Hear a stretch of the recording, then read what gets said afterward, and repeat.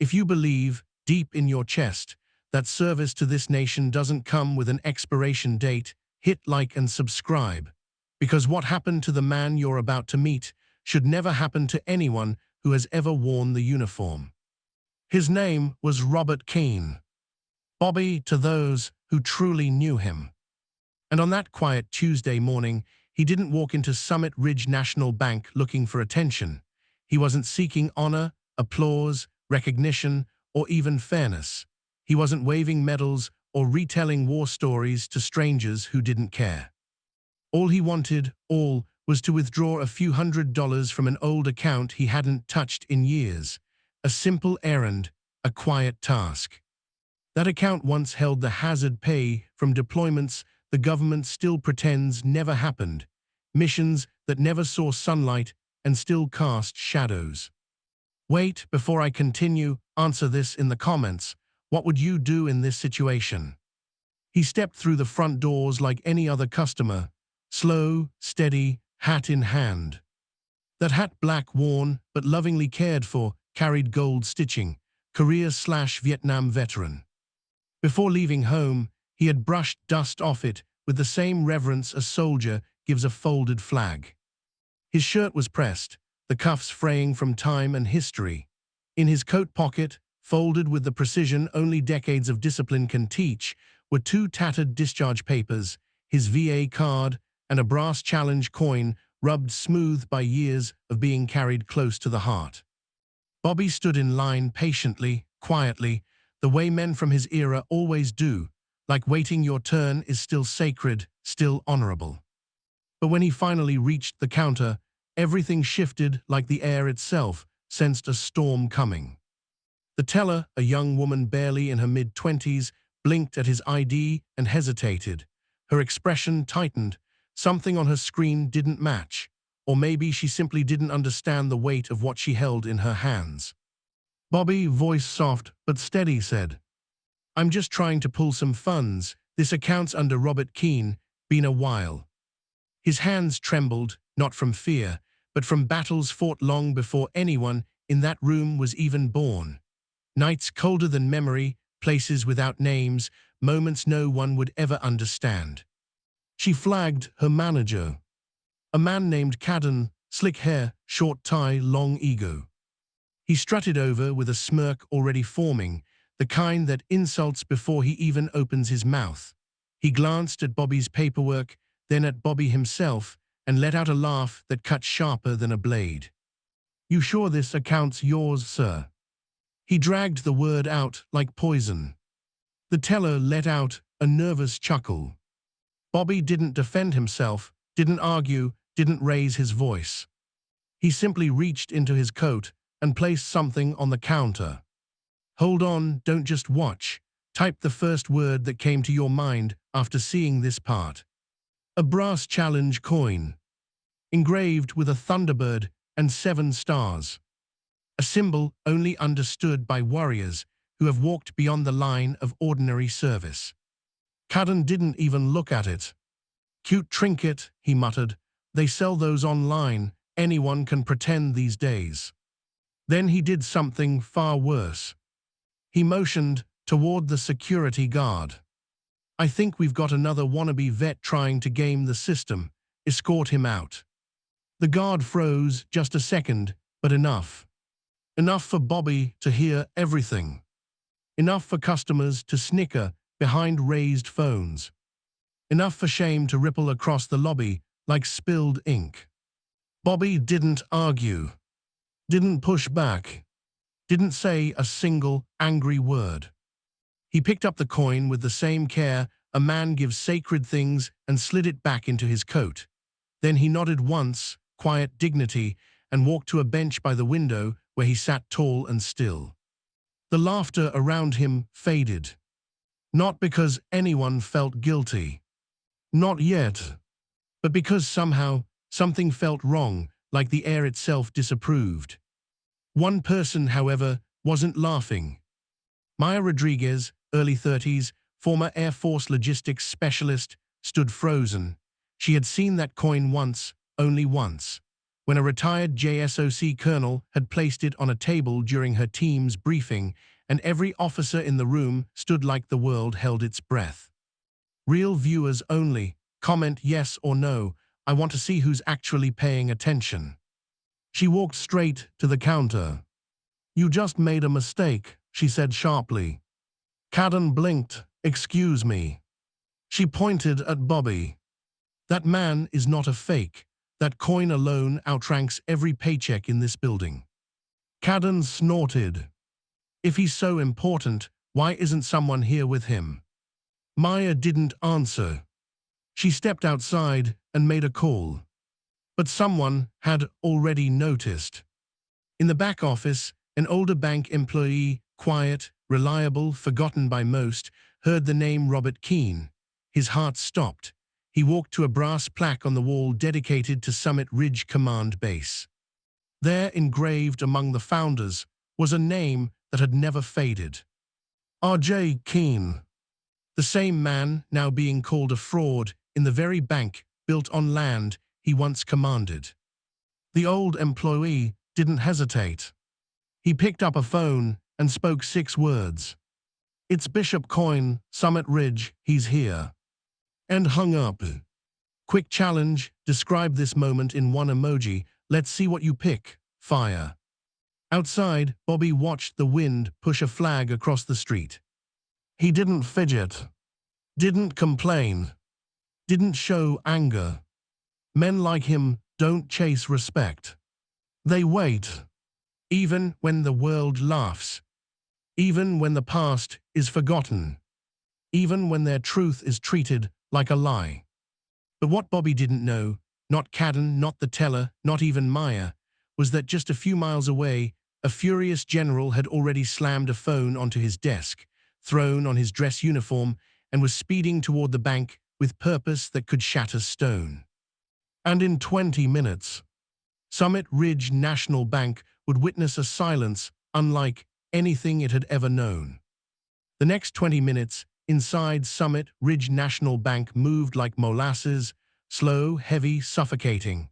The kind of silence that makes people shift in their seats because they can feel something coming, even if they don't know what. The teller who had laughed earlier now couldn't lift her eyes from her keyboard. Her fingers hovered uselessly above the keys, trembling. The security guard, who had hesitated but followed orders anyway, now stood stiff by the door, unsure whether to keep watch or to disappear. And Cadden, the manager who once strutted with confidence, now paced behind the counter, shoulders tight, jaw clenched, eyes flicking to the entrance like he expected trouble, but didn't know from where. But the strangest thing was Bobby Keene, still sitting on the bench by the window. Still quiet. Still patient. Still dignified. He held his cane lightly across his knees, his coat neatly buttoned, his posture straight even though time had been unkind to his spine. The soft hum of fluorescent lights filled the empty space around him, but the stillness he carried, it wasn't weakness. It was the calm that comes after surviving storms no one else in the room had names for. Maya watched him from across the lobby, arms crossed, frustration simmering beneath her chest. She had made her call to a contact at Fort Brixton. All she had said was, Bishop Coyne, Robert Keene, Summit Ridge Bank. And the voice on the other end had shifted instantly. You say he's there now? Yes. Don't let him leave. She didn't know who they were sending, but she knew someone was coming, and she knew they would come fast. She had no idea just how fast. Because 2 blocks away, weaving through traffic with a silence that could only come from practiced authority, a black SUV was slicing through the streets. No sirens, only a single flash of hidden lights, a signal that told people to move without knowing why. Inside the vehicle sat Major General Everett Kane. Decorated, unyielding, sharp enough to cut a room in half with a glance. Currently the head of regional operations for 4 military districts, one of only 5 living men authorized to carry bishop-level active recon clearance. When he received the call, he hadn't finished listening to the report. He stood mid-briefing, buttoned his uniform jacket with hands that rarely shook, and said 4 words. "Suit up, we're leaving." His aide scrambled behind him, grabbing the thick black briefcase, sealing inside documents most people would never live long enough to even glimpse. Robert Keene wasn't just a name in his files. He wasn't just a retired soldier. He wasn't even just a colonel. He was a myth, a ghost, the man whose doctrines Kane himself had studied. To know that Keene had been mocked, dismissed, humiliated in a building built on land he once commanded, that awakened a fire even Kane didn't often let people see. Back in the bank, tension thickened like fog. A customer abandoned his deposit and slipped out. The security guard shifted nervously, unsure what he was guarding against. Even the people who had laughed earlier now sat stiff, shame creeping into their cheeks. Cadden tried to keep his arrogance afloat like a sinking ship. "He's still here," he muttered under his breath. "Seriously." He scoffed loudly to a new employee. "Probably wants someone to film him so he can cry online. These old wannabe vets pull stuff like that all the time." The young teller winced. Meyer's jaw set like steel. Cadden kept going. "I should have just called the cops. It's only a matter of time before he..." But he never finished the sentence. Because at that exact moment, the bank's glass doors swung open so hard they cracked against the stopper. Not pushed, not nudged, commanded. A chill sliced through the room. Then, boots. Heavy, polished military boots striking tile in perfect, controlled steps. Not rushed, not frantic, precision incarnate. Major General Everett Kane stormed into Summit Ridge National Bank in full dress uniform, ribbons perfectly aligned, silver stars gleaming with authority. His presence filled the space before he even lifted his head. His aide followed a step behind, clutching the briefcase like it held the nation's heartbeat. The entire lobby went silent. Phones lowered. Conversations died mid-breath. Even the air seemed to pause. Cadden, still leaning on the counter, looked up slowly, and the color drained from his face. Kane didn't glance at anyone else. His eyes locked straight onto the elderly man sitting peacefully by the window. Then, in front of everyone, the Major General snapped to attention and delivered a salute so crisp it echoed. The sound cut the room in half. Bobby looked up, stunned for only a heartbeat. Then painfully, carefully, he rose to his feet and returned the salute with the dignity of a soldier who had never forgotten what service meant. Kane's voice filled the room like thunder wrapped in ice. "Who here called Colonel Robert J. Keene a fraud?" Silence. Terrifying silence. Kane stepped forward, slow and deliberate. "Colonel Keene," he said, emphasizing the rank so hard it felt like a rebuke to the entire building, was instrumental in establishing joint force recon protocols used across 4 allied nations. His service spans 2 wars, 6 theaters, and 14 unacknowledged operations. He scanned the room like a hawk. And you questioned his identity. Every eye turned toward Cadden. Cadden's mouth trembled. I didn't know. His papers looked old and..." "Of course they're old," Kane snapped. "Because he earned every year on them, while your biggest responsibility was learning how to schedule tweets. I'm watching your comments right now. Tell me, should I continue the story or stop here?" The teller swallowed hard. A few customers shifted uncomfortably. The shame in the room became suffocating. Kane's aide opened the briefcase.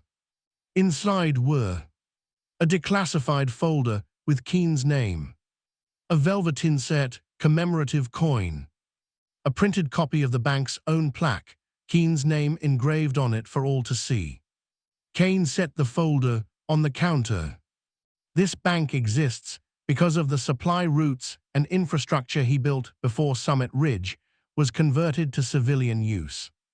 He turned gently toward Bobby. "Sir, I apologize. Had I known you were in town sooner, I would have been here before you walked through those doors." Bobby gave a tired nod. "Didn't come here to be found, just needed to help my grandson with school." "Then that's exactly what we'll do," Kane said. The teller, hands shaking violently now, completed the withdrawal. Bobby took the slip quietly, folded it, and tucked it into his coat. He turned to leave. But Kane stopped him. "Colonel, you've got 5 minutes." "For what?" Bobby asked. "For the honor you never asked for," Kane replied. Then something remarkable happened. Every veteran in the room rose.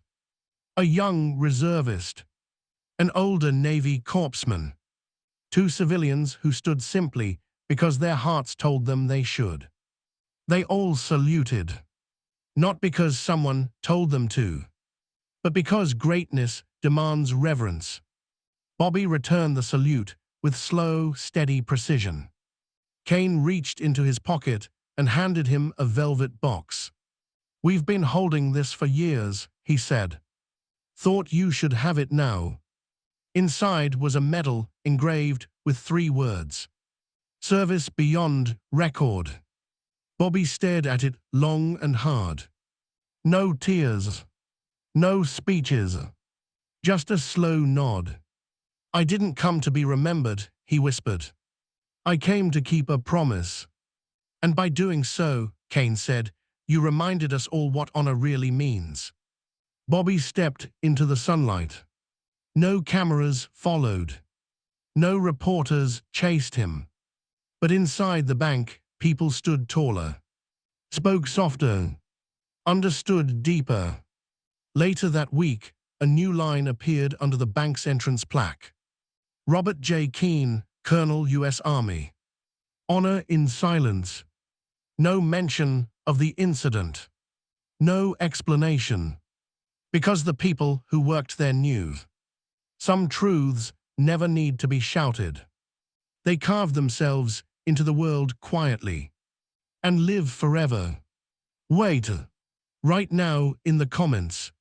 One word. What did this story just make you feel? G.O. I'm reading every single one. 1 second pause. Type ghost if you got chills. Type respect if you're standing a little taller today. Do it now. Let's flood this comment section with American pride. Your turn. Comment fast.